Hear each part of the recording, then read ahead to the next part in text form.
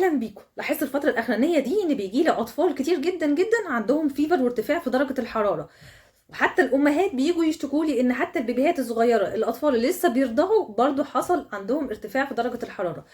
يا ترى ايه الاسعافات الاوليه المفروض اعملها، وايه الحاجات اللي ممنوع ابدا ابدا ابدا ابدا اني اعملها، خاصه ان في ناس كتير جدا بتتصرف غلط في حاله ارتفاع درجه الحراره نتيجه بقى تقاليد قديمه او الحاجات دي، وفي حاجات كتير قوي قوي غلط هنقول عليها في الفيديو ده. ما تنسوش تشوفوا الفيديو للاخر، وما تنسوش تعملوا سبسكرايب للشانل وشير لاصحابكم لو انتوا استفدتوا.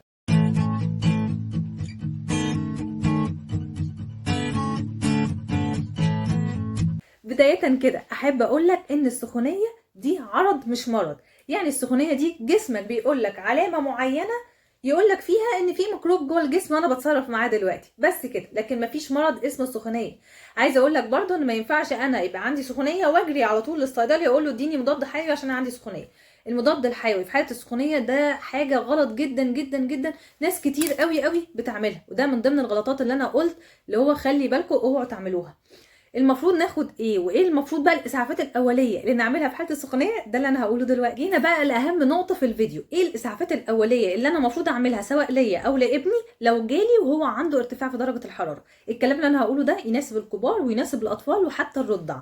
اول حاجه لازم اهتم بالسوائل، يعني انا لو درجه حرارتي عاليه لازم اشرب سوائل كتير، اشرب ميه.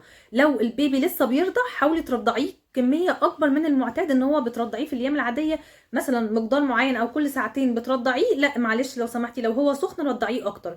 ليه؟ انا كل ما ادخل للطفل او ليا انا شخصيا سوائل اكتر كل ما هطرد الحراره اكتر. فلازم لو انا عندي حراره لازم اهتم ان انا ادخل ميه كتير وسوائل دافيه بقى خلال اليوم. ولو طفل طبعا صغير لسه بيرضع يبقى انا ازود له الرضاعه الطبيعيه. تاني حاجة نقلل من اللبس، يعني اخفف اللبس بتاعي. لو انا عندي سخونية لازم اخفف اللبس، لو انا لابسة لبس تقيل لا اخففه. من الحاجات المغلوطه اللي انا قلت ان انا هتكلم عليها في الفيديو ان مثلا ماما تيجي تلاقي ابنها بيترعش، طبعا من الحراره ساعات بتعمل رعشه لناس كتير، فجاي لها بيترعش بقى ومش قادر، فماما تعمل ايه؟ خد يا حبيبي استغطى، وهو طبعا سقعان اكتر، غطيني اكتر يا ماما غطيني، يلبس تقيل ويلبس جاكيت وكمان عايز يستغطى بالبطانيه عشان هو بيترعش وسقعان ومش قادر يقوم من السرير. طبعا الموضوع ده غلط خالص خالص خالص. لما انت تكون سخن او ابنك يكون سخن لازم تخففوا اللبس بتاعكم، لازم تلبسوا اقل قطع يعني تقدروا تلبسوها، علشان كل ما انت تلبس اقل كل ما درجة الحرارة هتمشي اكتر واسرع من الجسم. لكن لو انا قعدت ادفي الجسم اكتر انا كده يعني هقلل من سرعة فقدان الجسم لدرجة الحرارة، انا كده هزود درجة الحرارة الجسم اكتر، هخلي الجسم يعاند اكتر.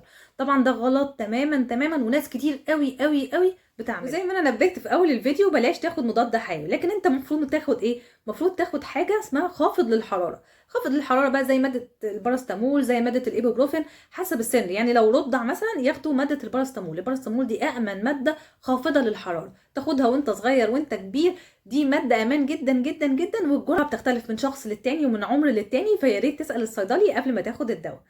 عامه بقى هل اعتمد على خوافض الحراره بس؟ لا، لازم كمان كمادات. ليه؟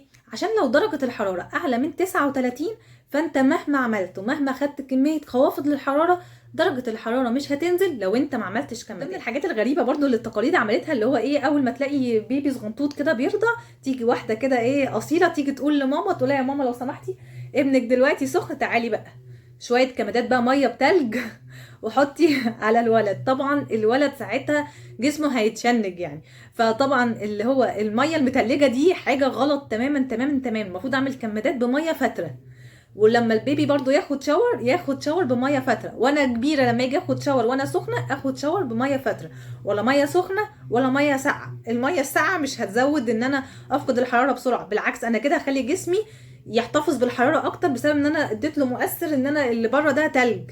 فلا، يفضل ان احنا ناخد شاور او الكمادات بميه فتره. نعمل الكمادات للطفل ده في انهي اماكن بالظبط؟ نعملها هنا عند الرقبه، نعملها بين الفخدين، بلاش تعملي هنا. كده كده درجه الحراره مش بتقل قوي لو احنا حطينا الكمادات هنا، ممكن نحطها تحت الباط. والافضل طبعا ان هو ياخد شاور يعني كل ربع ساعه كده، ما دام درجه الحراره لسه ما نزلتش كل ربع ساعه يفضل اعمل له شاور.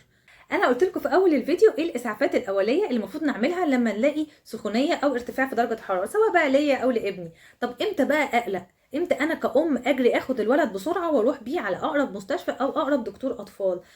اول حاجه لو انت عملت كل اللي انا قلت لك عليه في اول الفيديو من الاسعافات الاوليه ورغم كده درجه الحراره مش عايزه تنزل نهائي، حاولتي وعملتي كل ده مع ابنك ودرجه الحراره مش عايزه تنزل، يبقى ساعتها لازم تروحي لدكتور الاطفال.